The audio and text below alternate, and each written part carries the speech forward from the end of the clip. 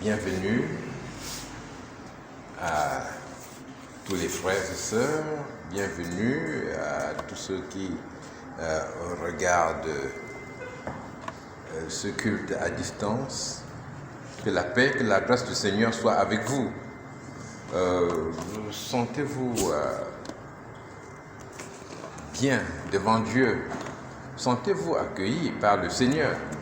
Il est bon, il est grand et il a fait de grandes choses pour nous.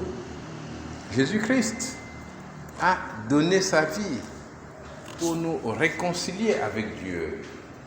Et nous venons dans ce moment avec un esprit plein de reconnaissance envers lui, pour lui dire merci pour ce qu'il a fait et merci pour son soutien de tous les jours.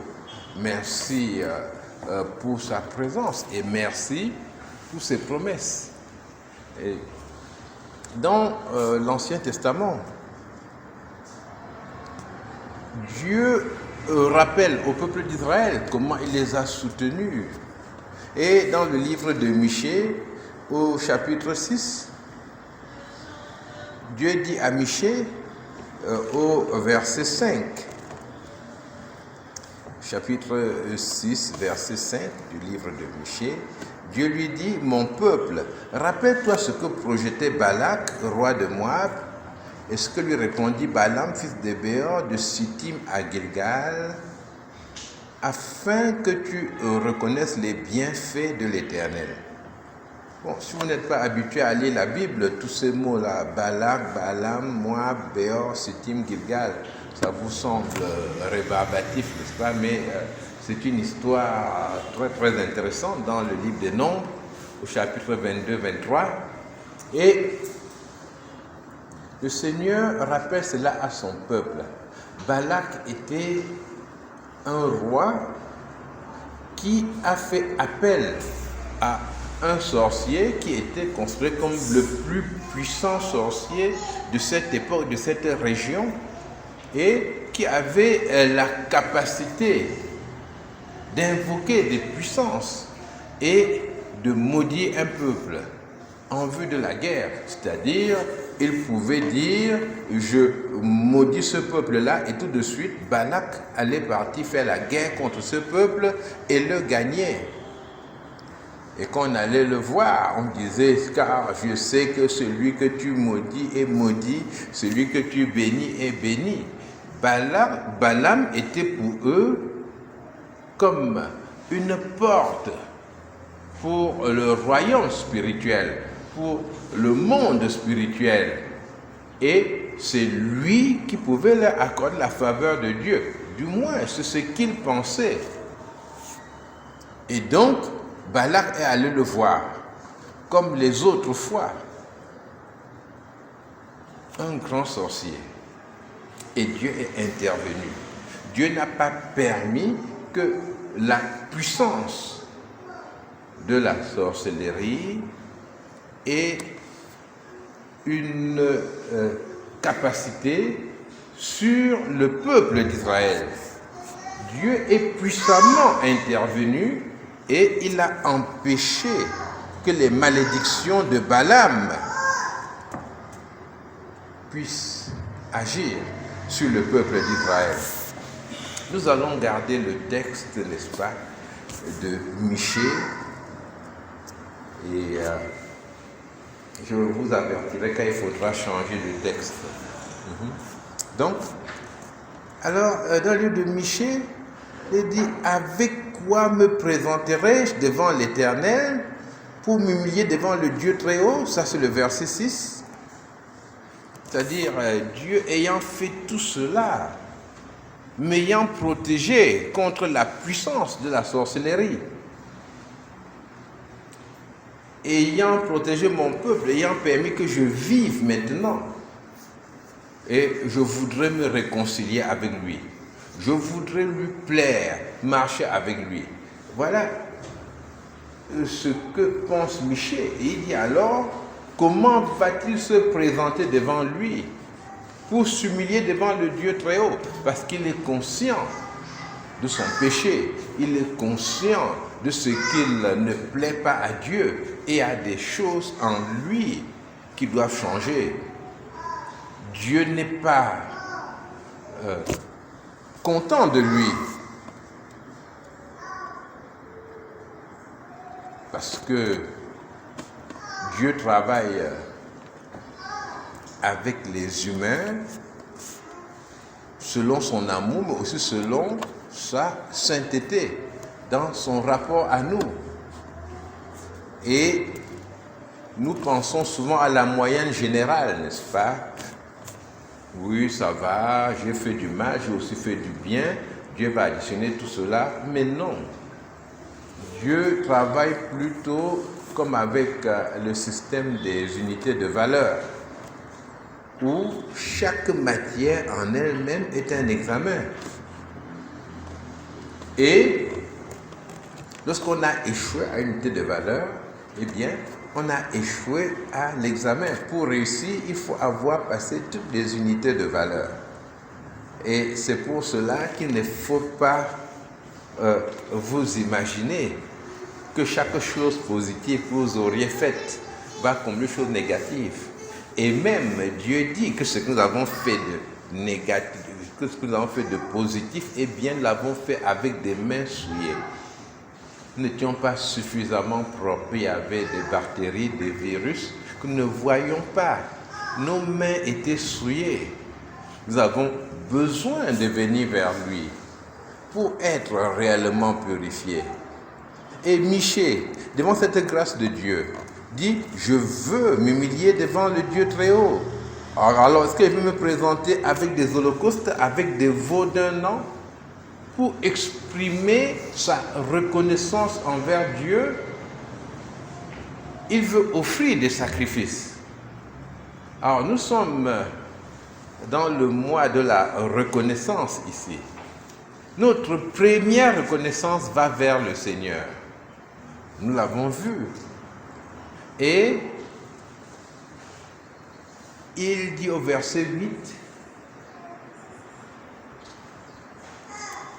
la réponse de Dieu: on t'a fait connaître, ô homme, ce qui est bien. On t'a fait connaître, ô homme, ce qui est bien. Ô hommes, aux femmes, aux jeunes hommes, aux jeunes filles, on t'a fait connaître ce qui est bien. Tu as reçu la révélation de Jésus-Christ. Et il dit, ce que l'Éternel demande de toi, eh bien, ce n'est pas que tu manifestes une quelconque reconnaissance envers lui avec des sacrifices, mais que tu pratiques la justice, que tu aimes la miséricorde et que tu marches humblement avec ton Dieu. Que tu pratiques la justice, que tu aimes la miséricorde et que tu marches humblement avec ton Dieu. Dieu donne un moyen pour venir à lui. Pratiquer la justice. Choisir ce qui est juste. Quitter le chemin de l'injustice en vue d'un profit particulier, autre, mais pratiquer la justice, la miséricorde, pardonner aux autres et ensuite marcher dans la communion avec lui, marcher avec ton Dieu. Eh bien, c'est ce programme que Jésus-Christ est venu pour nous apporter. Notre première reconnaissance à Dieu, c'est de reconnaître clairement que nous sommes éloignés de lui, reconnaître notre péché, venir à lui et nous laisser totalement gagner par Jésus-Christ. Sans cela, toutes nos reconnaissances ne valent rien. Et je me devais, en ce dernier dimanche du mois, d'insister sur le fait que pour pouvoir exprimer une reconnaissance quelconque selon la pensée de Dieu envers qui que ce soit, pour que tout cela ait de la valeur, eh bien, il faut premièrement que nous ayons exprimé cette reconnaissance fondamentale envers Dieu. Jésus-Christ s'est donné totalement pour nous parce que nous ne pouvions pas pratiquer cette justice. Nous n'aimions pas assez la miséricorde. Il s'est substitué à nous pour pratiquer la justice à notre place. Il nous a rendus justes. En portant nos péchés, en prenant nos fautes, il nous a rendus justes devant Dieu. Il nous a pardonné. Et il nous a donné la capacité de pardonner. Il nous a rendus capables de dire à l'autre, eh bien, je te laisse aller. Oui, c'est fini. Tu m'as fait du mal, mais je te pardonne comme Jésus-Christ m'a pardonné. Et Jésus a fait cela pour nous. Et il nous a invités maintenant à marcher avec lui tous les jours. La Bible dit qu'il vient habiter par le Saint-Esprit dans les cœurs de ceux qui le cherchent, de ceux qui l'invitent. Il dit qu'il se tient à la porte et il frappe. Il entre partout où on lui ouvre. Jésus-Christ dit si quelqu'un le sert, eh bien, le Père et lui, ils viendront en lui et ils feront en lui leur demeure. N'oublions pas, en ce mois de la reconnaissance, que notre première reconnaissance fondamentale, eh bien, c'est la reconnaissance envers le Seigneur. Et cette reconnaissance envers le Seigneur nous conduit tout naturellement à nous donner totalement à lui, parce qu'il nous a sauvés.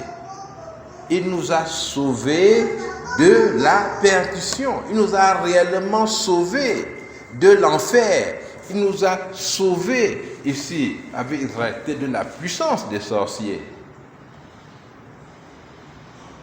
Qu'est-ce que les gens ne donneraient pas pour être sauvés des sorciers?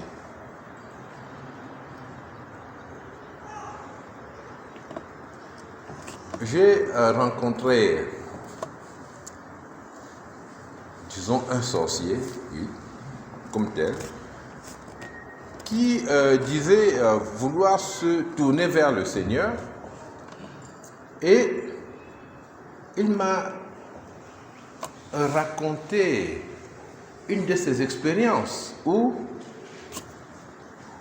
il s'était occupé d'une femme. La femme était, dans son langage, vendue par son mari, et le mari avait tout arrangé. Elle était très malade et puis elle allait mourir.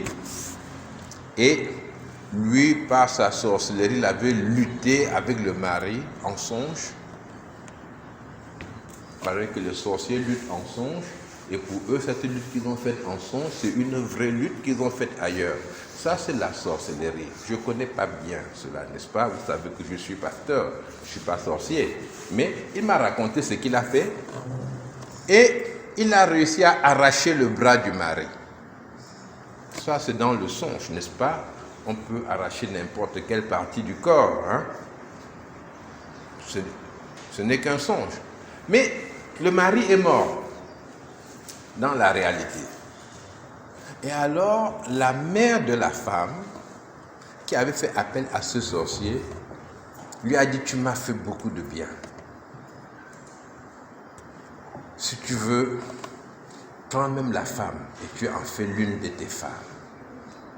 C'est-à-dire, il a délivré la femme, c'est ce qu'il dit, et la mère de la femme lui a donné la femme. Il a sauvé la femme, et la reconnaissance de cette famille-là, c'était de dire, prends la femme. Bon, mais lui, il était plutôt intéressé par l'argent. N'est-ce pas? Il n'a pas pris la femme. Parce que peut-être sur le plan financier, ça allait être moins important que de se faire payer par cette famille et de continuer à exploiter la femme. Je raconte cette histoire pour dire qu'il y a des gens qui, à cause de ce qui a été fait pour eux, choisissent de se donner totalement à leur bienfaiteur. Mais le Seigneur, il ne nous a pas simplement délivrés de la puissance d'un sorcier. Il nous a délivrés de la puissance du diable, afin qu'il n'ait plus de pouvoir sur nous et que nous puissions le servir en toute liberté. Nous pouvons maintenant vivre dans la paix que le Seigneur donne. Et il nous dit qu'il donne sa paix, il ne la donne pas comme le monde donne. Il nous dit qu'il a vaincu le monde.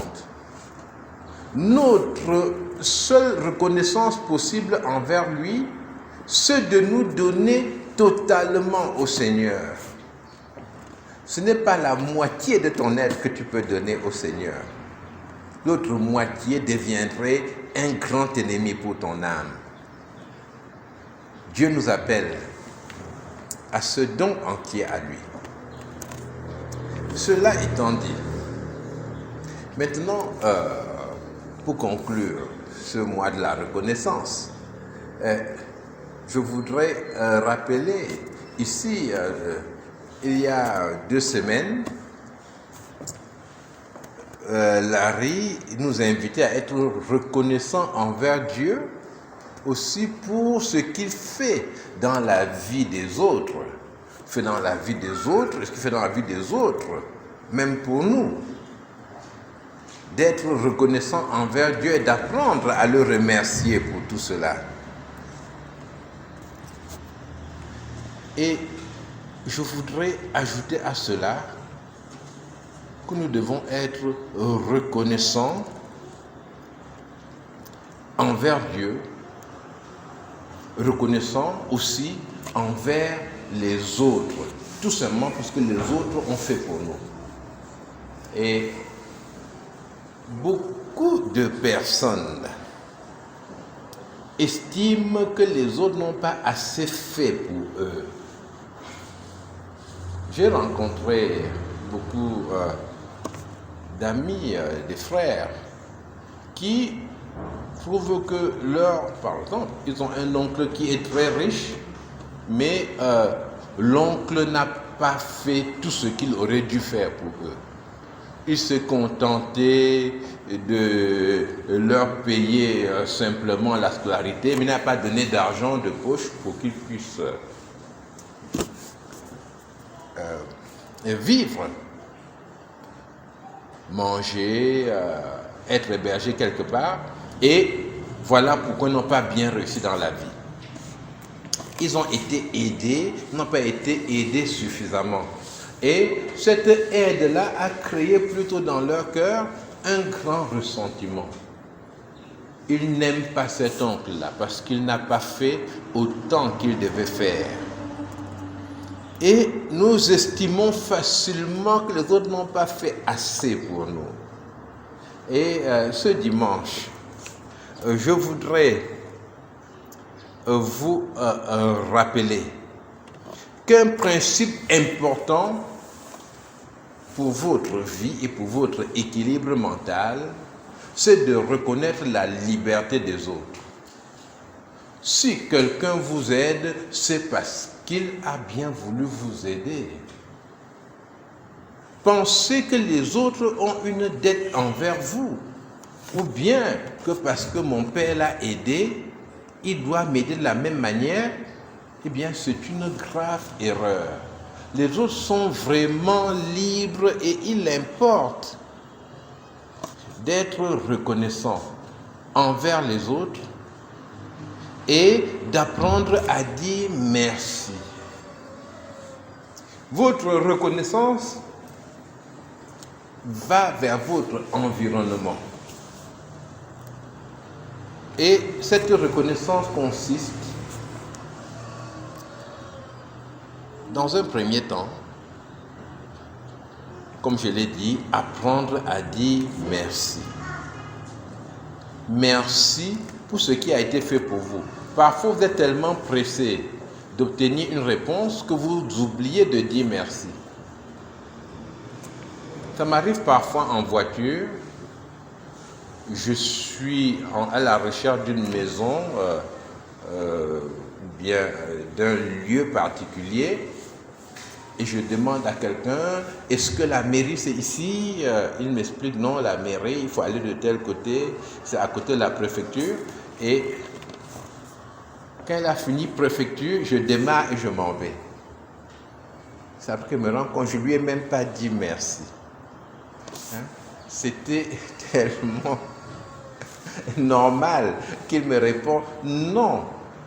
Apprenons à dire merci aux autres. Ne recevons rien comme si c'était quelque chose qui nous attendait. Non. Dis merci pour ta compréhension. Merci pour tes encouragements. Merci pour le temps passé à m'aider. Apprenons à dire merci. Parfois, quelqu'un vient vous aider.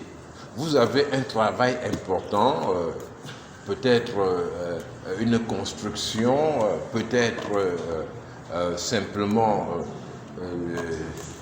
des aliments à éplucher pour une femme. Et voilà quelqu'un qui vient vous aider. Et quand c'est fini, au revoir, au revoir. Et vous dites, ah, j'ai pas dit, mais non, c'est pas grave, moi aussi j'irai l'aider, n'est-ce pas? On s'entraide comme ça. Mais non, le merci est un lien social, c'est quelque chose qui, en réalité, valorise aussi la personne qui vous a aidé. Vous savez, beaucoup de gens, à la fin de la journée, se sentent inutiles. Vous savez pas ça? Ça vous est jamais arrivé de vous sentir inutile? C'est-à-dire que je sers à quoi? Ça vous est jamais arrivé? Remerciez le Seigneur pour cela. Hein? Soyez reconnaissants envers Dieu pour cela. Mais beaucoup de personnes se demandent à quoi est-ce que je sers vraiment? Cela peut être la conséquence d'échecs, de grandes déceptions. On se demande en quoi je suis utile. Un merci de votre part peut être une réponse aussi à celui-là. Tu es vraiment utile. Je suis reconnaissant pour ce que tu fais pour moi.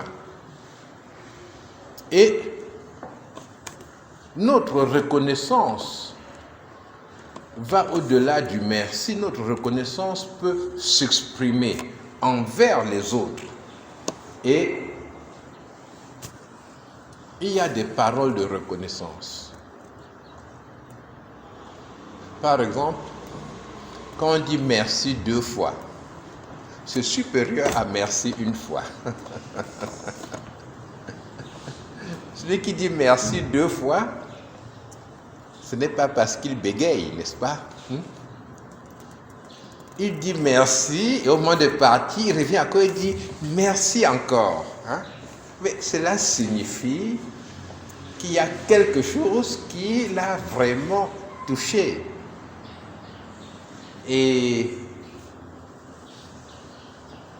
apprenons à dire merci avec notre cœur.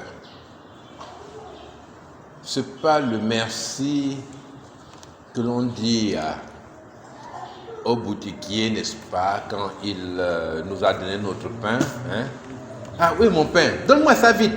Allez, merci. On le dit en partant, n'est-ce pas?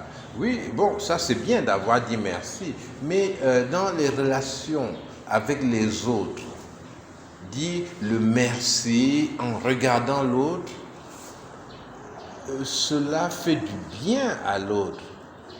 Notre reconnaissance envers l'autre est une reconnaissance, je l'ai dit, qui le valorise et qui le conduit aussi, mais à expérimenter une autre forme de joie. Nos joies, ce n'est pas seulement le manger et le boire. La Bible dit qu'il y a plus de joie à donner qu'à recevoir. C'est ce que l'apôtre Paul dit. Il dit que Jésus a dit cela. Et nous lui apportons aussi une autre joie. Et il n'y a pas uniquement la forme du merci. Notre reconnaissance peut s'exprimer aussi par des dons. Oui, une attention particulière. Je suis très content de ce que l'autre a fait et je lui apporte un paquet de biscuits parce qu'il aime les biscuits. Et je lui donne cela en lui disant merci vraiment. Tu as fait pour moi telle chose l'autre jour et je tenais à te donner ceci. Vous voyez, la reconnaissance ici devient un phénomène social qui nous conduit à mieux apprécier les autres autour de nous et à vivre ensemble. Et dans les attentions particulières, il y a les invitations à manger.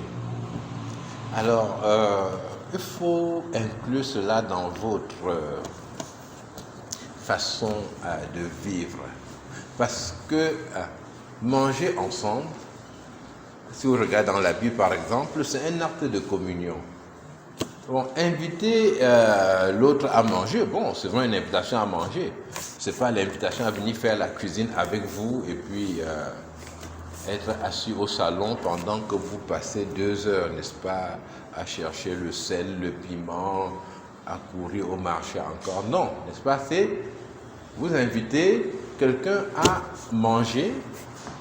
Donc, ce sera une occasion de discuter, de parler plus ensemble autour d'un plat qu'on échange. C'est un acte de communion. Et pensez à cela. Si vous pensez à inviter à manger, quelqu'un à manger, cela va vous faire du bien. Parce que, premièrement, on va un peu ranger la maison, n'est-ce pas? Parce que la maison peut ressembler au repère d'un animal sauvage, n'est-ce pas? Hein? C'est-à-dire que tout est dans tous les sens. Et puis, les habits, les sous-vêtements, le salon ou la chambre, il n'y a pas de différence. Hein? Et quand vous pensez, je vais inviter quelqu'un, ça vous fait du bien aussi. Hein? Vous organisez un peu les choses et parfois, vous découvrez des talents d'organisateur, hein? Talents de cuisinier. Et vous découvrez même que la cuisine n'est pas aussi compliquée que ça. On peut cuisiner, on peut faire soi-même à manger, préparer du riz, c'est pas compliqué. La première fois, ça peut être peu salé, trop salé, mais très vite, on sait comment ça marche.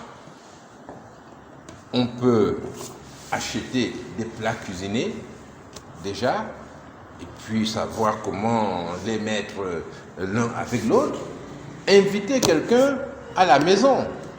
Ce n'est pas compliqué, mais cela fait partie des actes de reconnaissance.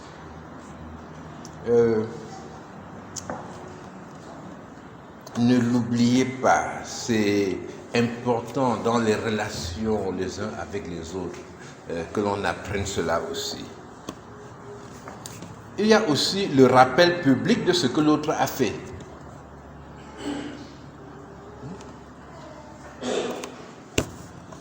Par exemple, j'étais sur la route, j'étais abandonné, j'ai appelé tel frère et il vient me chercher en voiture. Et quand je rencontre Cédric, et puis avec ce frère-là, je lui dis vraiment Cédric, c'est pas possible. J'étais sur la route dernièrement, très tard dans la nuit et pas de voiture, rien. Et le frère est venu me chercher et m'a ramené chez moi. n'est-ce pas? Donc, nous exprimons ainsi notre reconnaissance.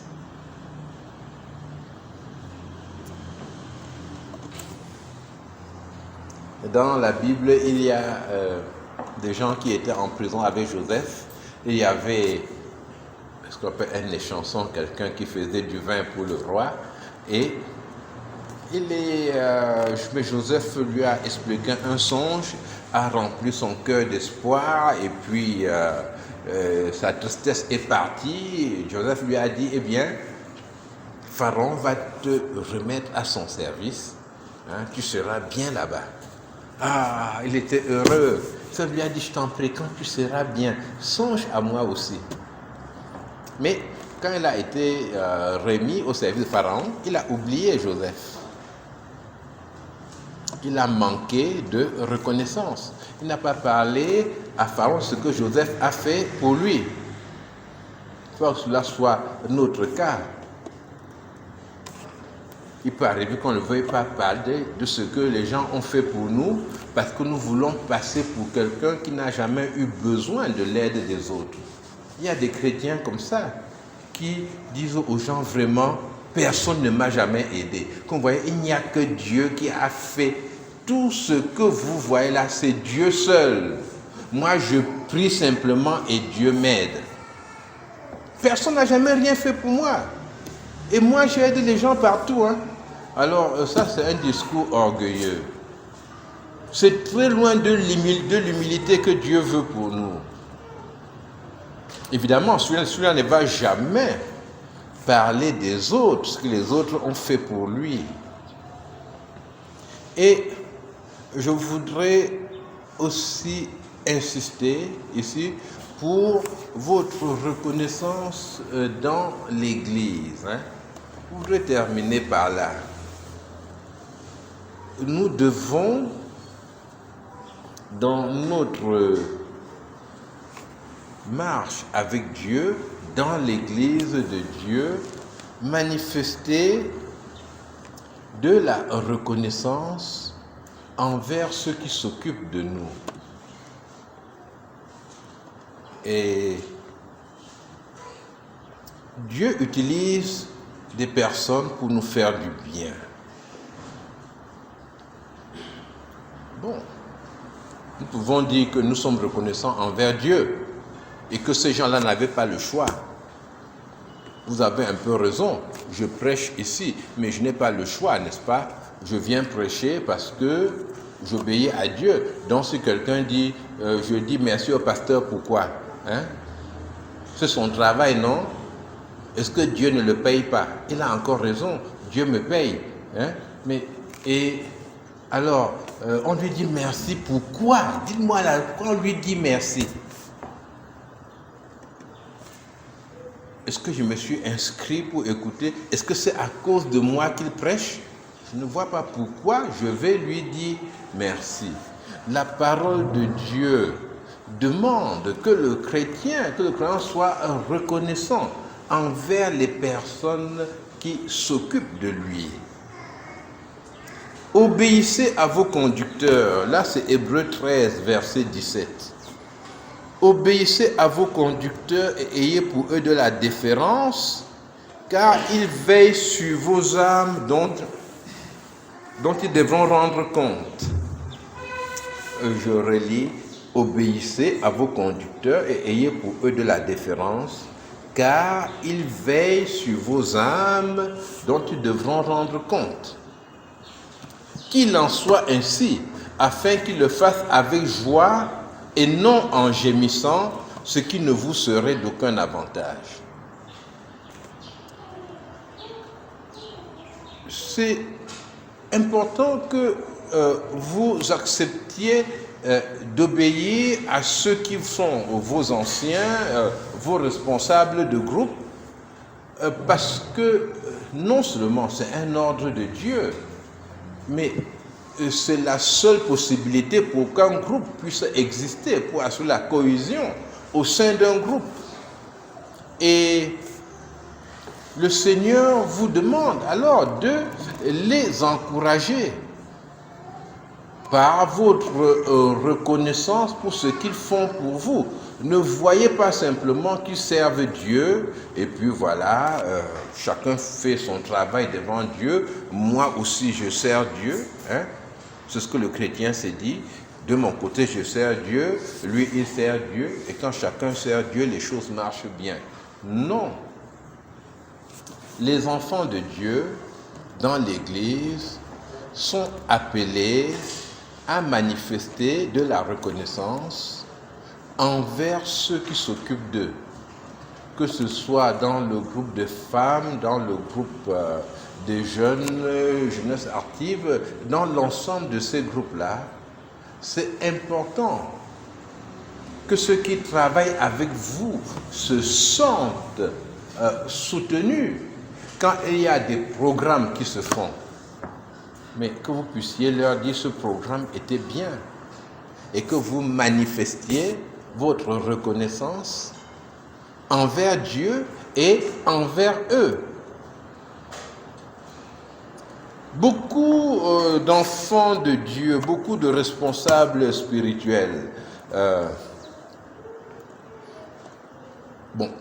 c'est une question d'immaturité, n'est-ce pas? Mais on passe par l'immaturité pour arriver à la maturité. Mais beaucoup de responsables spirituels sont extrêmement dépendants de la réaction de ceux avec qui ils marchent. Et ils se demandent toujours, est-ce que les gens ont apprécié, est-ce qu'ils n'ont pas apprécié? En fait, la bonne question devrait être, est-ce que ça correspondait aux besoins réels de ces personnes ou non? Mais ils se demandent cela, est-ce que les gens ont apprécié ou pas? Et parfois, ils sont même déprimés. Il y a des églises où les responsables démissionnent même. Il n'y a pas de pasteur. Le pasteur a démissionné. Pourquoi? Mais il n'y avait aucune reconnaissance envers lui. Il n'y avait pas ce lien social là où on lui dit merci. Mais il y avait plutôt des gens qui viennent le voir pour lui dire tu dois améliorer ceci, tu dois changer cela. Ils sont des critiques constructives, n'est-ce pas? Mais la critique constructive doit aller avec la reconnaissance. Attendez, quand votre responsable de groupe, ou bien votre pasteur, ou bien un ancien qui vous dirige, quand il parle, vous avez un cahier.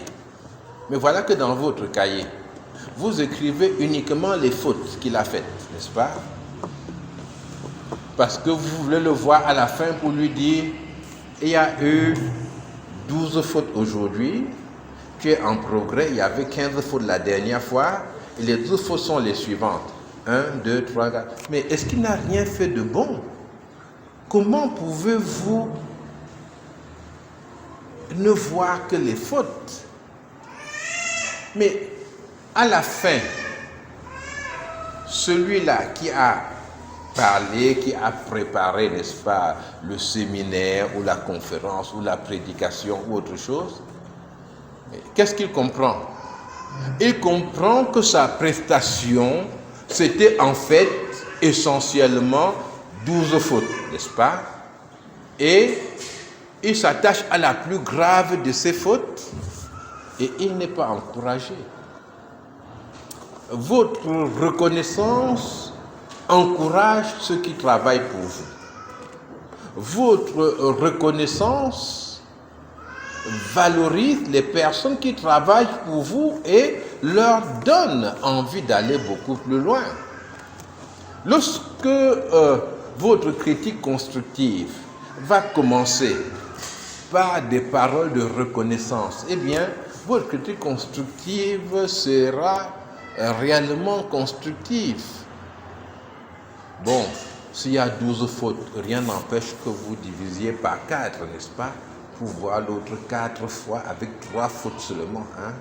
Il y avait ceci, cela qu'on peut arranger. Mais en général, lorsque les gens se sentent aimés, se sentent appréciés, eh bien, vous aurez un meilleur impact sur eux pour les transformer. Et donc, pendant ce mois de la reconnaissance, que le Seigneur agisse dans vos cœurs, en sorte que ce soit dans l'Église, dans les différents groupes dont vous faites partie, ou bien dans votre milieu professionnel, académique ou scolaire, ou alors à la maison, que vous sachiez dire merci aux autres, que vous appreniez à offrir quelque chose aux autres et que vous puissiez inviter les autres aussi à manger avec vous et par votre expression de la reconnaissance, même pour les petites choses, que vous conduisiez les autres à une plus grande valorisation de ce que le Seigneur a fait en eux. Que le Seigneur vous bénisse. Amen. Nous allons prier.